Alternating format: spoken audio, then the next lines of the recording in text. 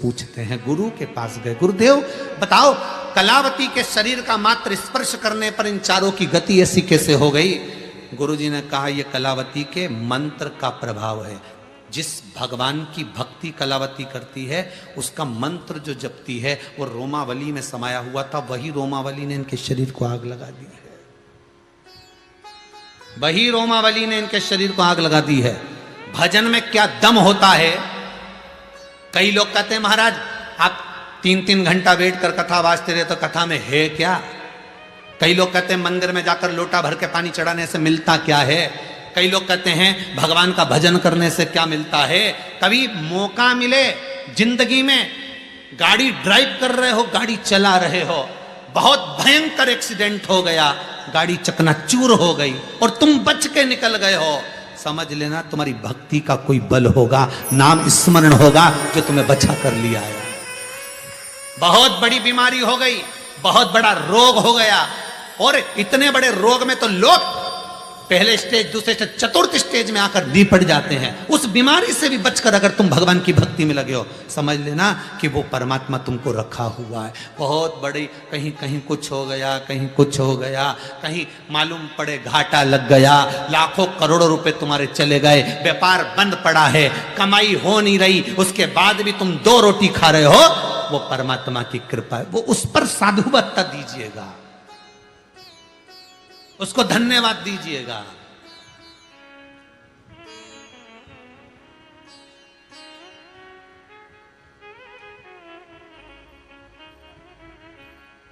उसको धन्यवाद देना कि वो चला रहा। अब कलावती के शरीर का जो भजन था, कलावती की चित्तवृत्ति का जो स्मरण था, कलावती का जो भक्ति थी, भक्ति का बल किसको कहते हैं ये कभी कभी समय पर तुम्हें समझ में आएगा, कभी कभी समझ में आएगा, सामने आएगा तुम्हारे। भक्ति का बल किसको कहते हैं? वेंटिलेटर पे पड़े और वापिस आ गए, ये भक्ति का बल है।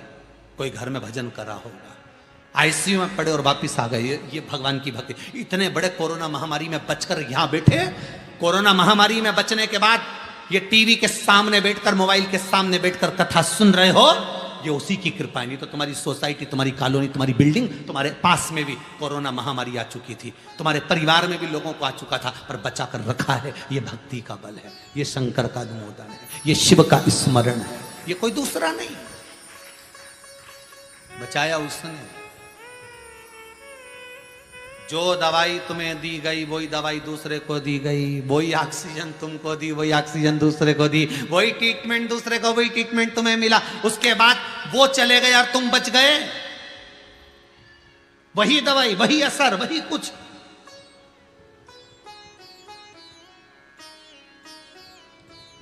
भाई किसी किसी को तो शुगर भी थी, बीपी भी था, थायराइड भी था, शरीर में बहुत सारी बीमारी थी। कोरोना हो भी गया, उसके बाद भी सही हो गया। और एक बेचारा ऐसा था जिसको कुछ भी नहीं था, सब बढ़िया, फुल एंजॉयमेंट जीवन, उसके बाद भी निपट गया, उसके बाद भी चला गया। क्यों गया? क्यों?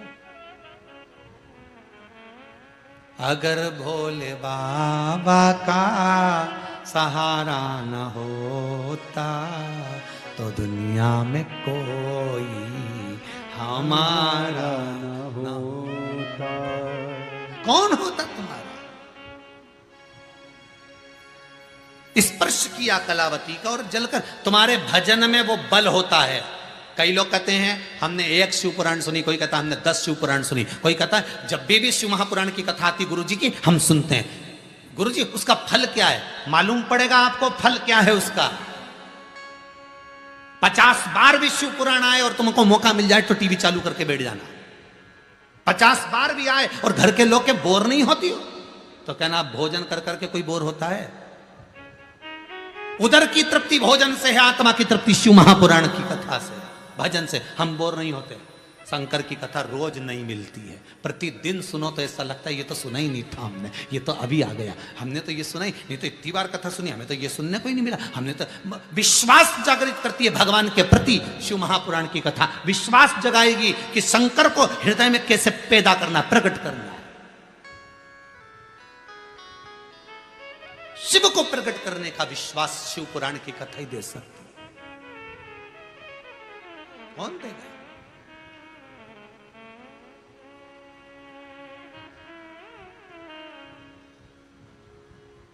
और वो शंकर के सिवा कोई नहीं दे सकता। अब कलावती के लिए गुरु कह रहे हैं कि इसके मंत्र का बल इतना प्रबल है कि वो जलकर भस्म हो गया। आपके भी मंत्र का बल बड़ा प्रबल होता है, आप जप कर तो देखो, जो भी जपना हो तुम्हें, श्री शिवाय नमस्तुभ्यम शंकर, ओम नमः शिवाय, ओम राम कृष्ण, उसका बल कोई साधारण नहीं हो सकता। वही बल, वही बल।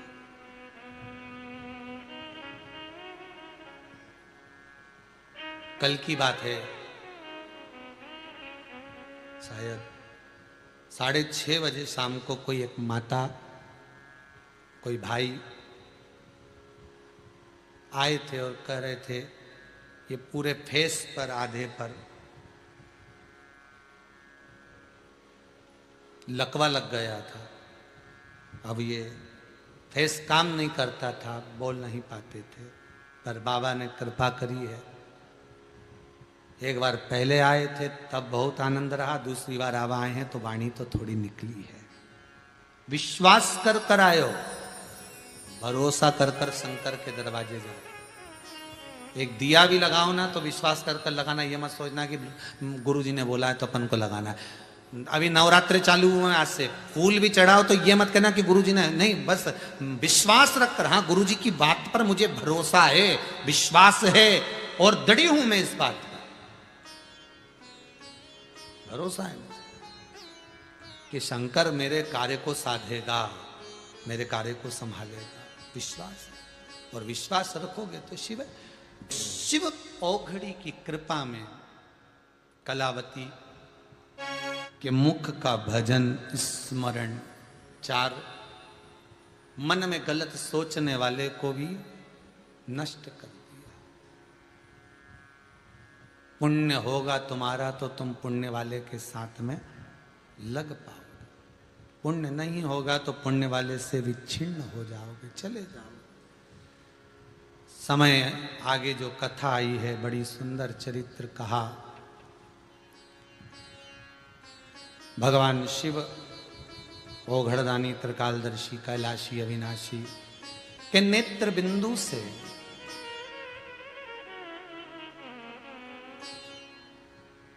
नेत्र बंद करने के बाद एक बिंदु गिरा जिससे अंधकासुर उत्पन्न हुआ।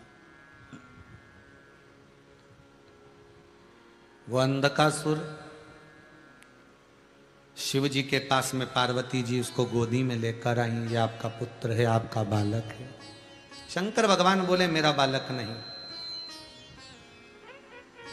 नेत्र बंद करने के बाद ये जन्मा है, पहले जन्म लेता तो बात दूसरा था,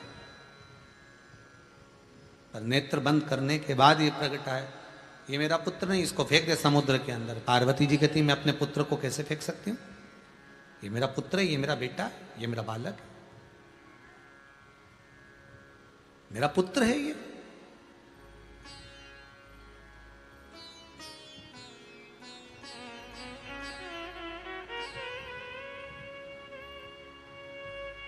कितना सुंदर कहा है।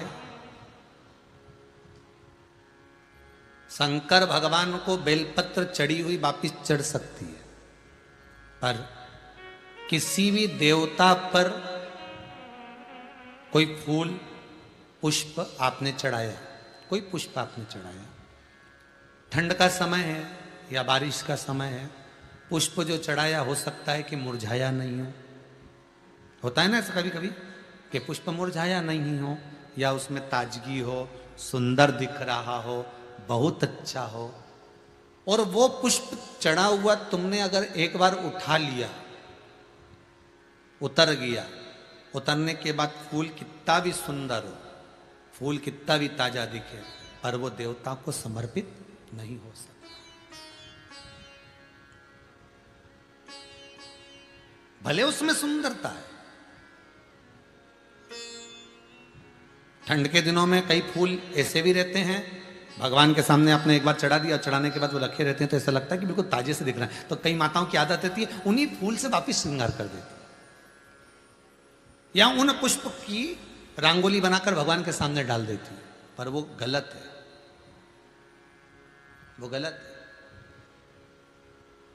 जिस दिए में बाती लगी हुई है बाती पूरी जल चुकी है, उसकी राख या उसका काला थोड़ा सा भाग दिए के अंदर रखा है और आपने दूसरी बाती रखकर उसको जला दिया, तो वो जलाया गया जो भाग है लक्ष्मी को छीर्ण कर देता है। 15 दिन तक व्यापार ठीक नहीं चल सकता। एक बार प्रैक्टिकल करके देखना।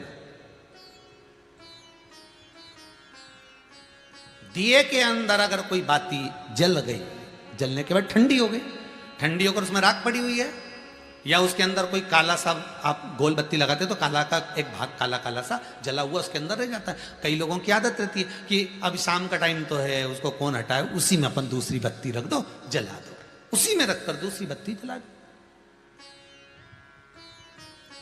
भाग उसी में पड़ा हुआ है पुराना, और आपने दूसरी बत्ती अगर रखकर जला दी है, व्यापार होगा, व्यवसाय होगा, या फिर घर में रखा हुआ धन होगा, 15 दिन के लिए वो छिन्न होगा, वो जाएगा।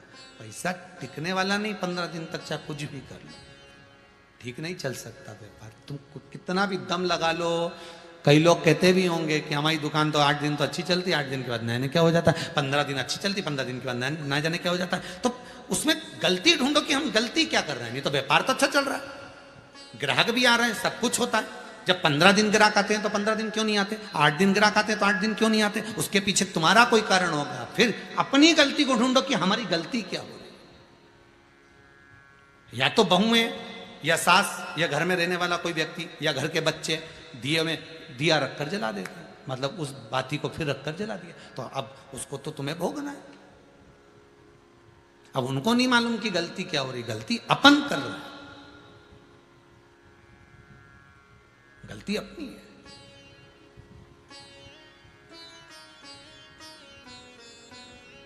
कितना सुंदर संवाद है वहां, बहुत ध्यान दीजिएगा जरा। अग्नि पुराण, स्कंद पुराण, दोनों पुराण में स्मरण करिएगा। कार्तिक खंड स्कंद पुराण का पढ़िए और अग्नि पुराण का भाग पढ़िए। बेलपत्री का पेड़ हो, पीपल का पेड़ हो, बड़ का वृक्ष हो, चाहे आंवले का वृक्ष हो, चाहे घर मंदिर से बाहर जाकर, अर्थात घर से बाहर जाकर, मंदिर से बाहर जाकर खुले में अगर आप कोई दिया जला रहे हो, दीप प्रकट कर रहे हो, तो उसमें इतना घी, इतना तेल मत डालकर जलाना कि दिया ठंडा हो जाए और तेल और घी उसमें पड़ा की पड़ा रह जाए। ध्यान दीजिएगा महाराज।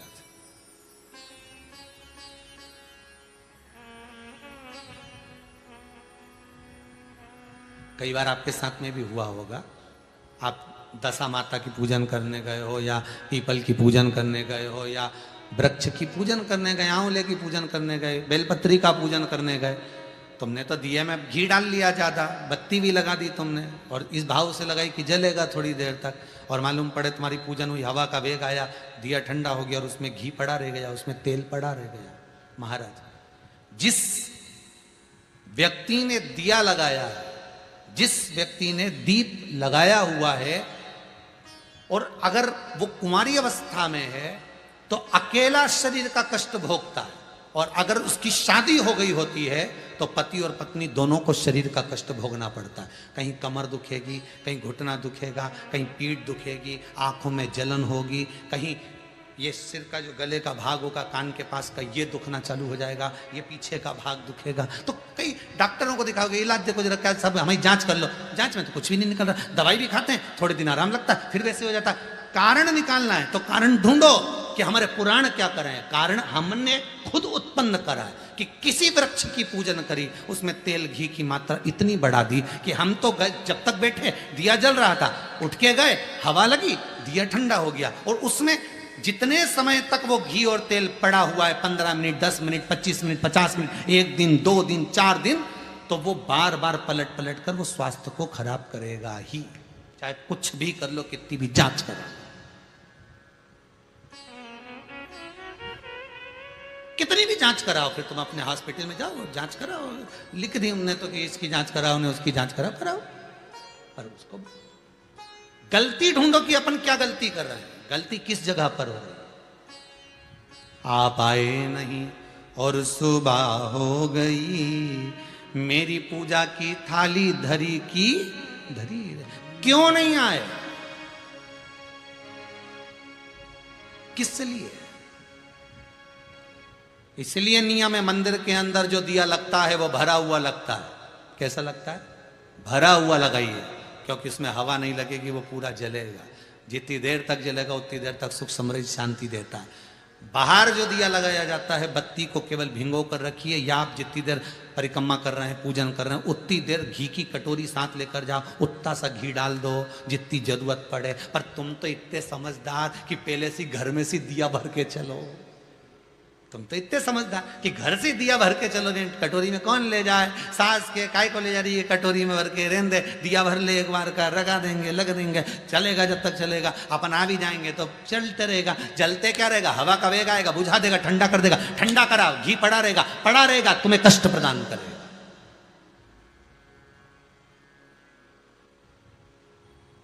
तुम्हें कष्ट,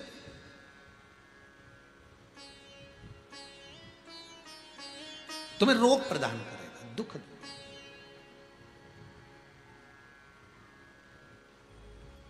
जो समझदार माताएं होती हैं ना, जो समझदार लोग होते हैं ना, वो बाहर जब भी पूजन करने जाते हैं तो प्रयास करते हैं कि घी का दिया लगा रहे हैं ना, तो उसमें प्रयास करते हैं कि आते आते उसमें कपूर का टुकड़ा पटक देते हैं। जो चतुर होते हैं आते आते क्या करते हैं, दिए के अंदर कपूर का टुकड़ा पटक देते हैं। कपूर का टुकड़ा पटक मतलब अपनी पूजन वूजन सब हो गई, अब अपन जाएंगे, बाहर निकलेंगे, जब तक कपूर में इतनी दम होती है कि वो उस बत्ती को पूरे को जला सकता है, वो घी को भी पूरा जला सकता है। तो इतना सा कपूर का टुकड़ा उसमें पटक के और आ जाते हैं, जिससे वो पूर्ण जल जाए, पूर्ण तरह से हो जाए, उसकी पूर्णता है। शिव जी कह रहे हैं ये पुत्र मेरा नहीं है, तुम इसको समुद्र में डाल दो। नहीं, समुद्र में नहीं डाल सकती, मैंने इसको गोदी में लिया, मेरा पुत्र है, इसको मैं रखूंगा।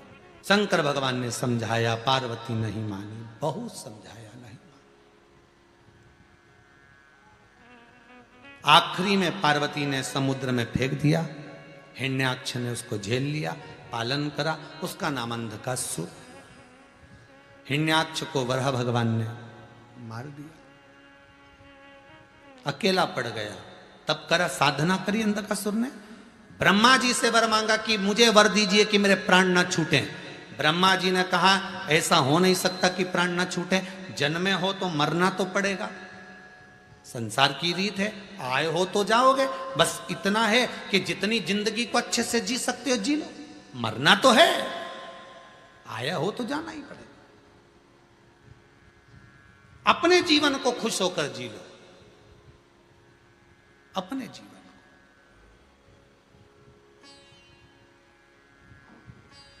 और जब अपने जीवन को अपन खुश होकर जी, तो अंधकासुर ने ब्रह्मदेव से कहा मैं मरूं ना, ऐसा वर दे दो। नहीं, मरना तो पड़ेगा। तो ब्रह्मा जी से वर मांगा। अंधकासुर को मालूम था मेरे पिताजी ने कहा है ना तेरी कोई माता है ना कोई तेरा पिता है, पानी में बहकर आया था, मैंने पकड़ कर तेरा पालन किया। उसने कह दिया जिस दिन मैं अपनी माता को गलत दृष्टि से देखूं उसी दिन मरूं। उसी दिन में वो 3 बत्ती चौराहे पे मांग रहा भीख, उसे लोग दे ही रहे, भिखारी बन गया। और जिसने कहा था मैं दोनों हाथों से लुटाऊं, वो भगत बन गया। भगवान दे भी रहा है, वो लुटा भी रहा है, उसकी कृपा। मैं मरूं ना तो क्या, मरना तो पड़ेगा, मृत्यु निश्चित है, जाना तो पड़ेगा, ठीक है। माता को गलत दृष्टि से देखूं तब मरूं, ठीक है। इसके मन में आने के बाद विचार आ गया कि मैं विवाह करना चाहता हूं, कोई सुंदर कन्या हो तो ढूंढ कर लाओ। अब सुंदर कन्या ढूंढने के लिए जा रहे हैं, तो सुंदर जो कन्या थी किसी ने आकर कह दिया उसको तो शंकर जी ले गए, उसको शिव ले गए। जो सुंदर थी वो तो ओघड़दानी के पास में, ओघड़ी के पास में। ओहो, फिर अब जब वो शंकर जी के पास में है तो उसको लाना तो मुश्किल है। अंधकासुर ने कहा कि मैं इतना सुंदर और शंकर क्या लागे मेरे आगे, तो चलो मैं चलता हूं। जो गए माता जगत जननी जगदम्बा पार्वती के सम्मुख में, जो पहुंचे मां आद्य शक्ति, मां दुर्गा भवानी, मां जगत जननी का जो प्रतिबिंब, जो स्वरूप देखा, अंधकासुर को लगा कितनी सुंदर है, पर जान नहीं पाया कि यही तेरी जननी है, यही माता है, इसने तुझे लाड लड़ाया है, स्नेह करा है, प्रेम करा है पुत्र की तरह, यही तेरी माता है।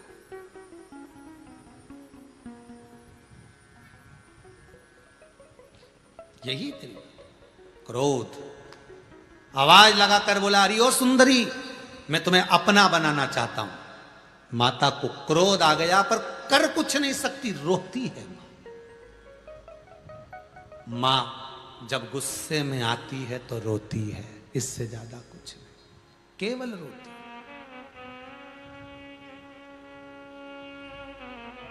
आंखों से अश्रु बहता, क्या बोले वो, क्या बोल सकते। शंकर भगवान आए, बाबा ने तुरंत बाल भैरव को प्रकट कर कर अंधकासुर के प्राणों को हारा।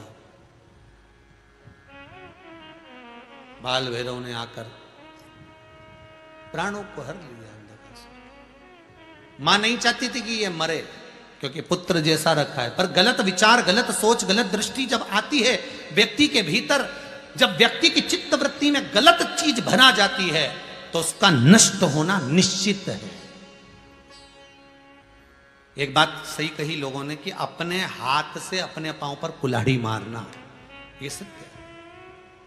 विनाश का जब समय आता है, विनाश काले विपरीत बुद्धि, आप कितना भी समझाओ उस व्यक्ति को, समझना नहीं आता। वो हमेशा यही विचार में रहता है कि उसकी अभिमत्ता, उसका अहंकार, उसका काम, उसका लोभ, उसकी तृष्णा, उसकी आसक्ति, उसकी वासना उसको निभने नहीं देते, समाप्त कर देते, समाप्त कर देते। और अंधकासुर के साथ वही हुआ, चले गया, मां रोती बिलखती रही।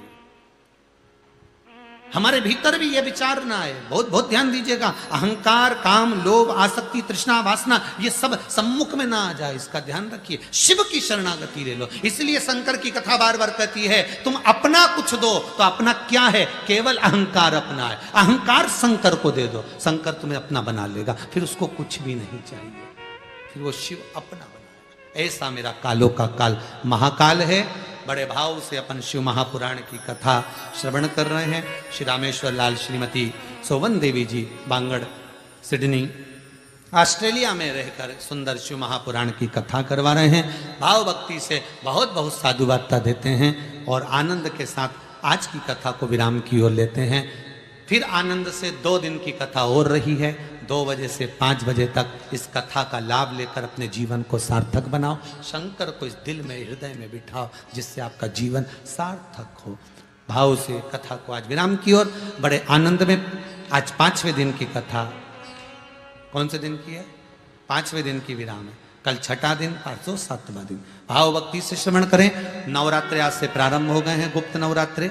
भाव से, आनंद से अपना जो कामना है उस कामना से शंकर जी की आराधना करें। हर हर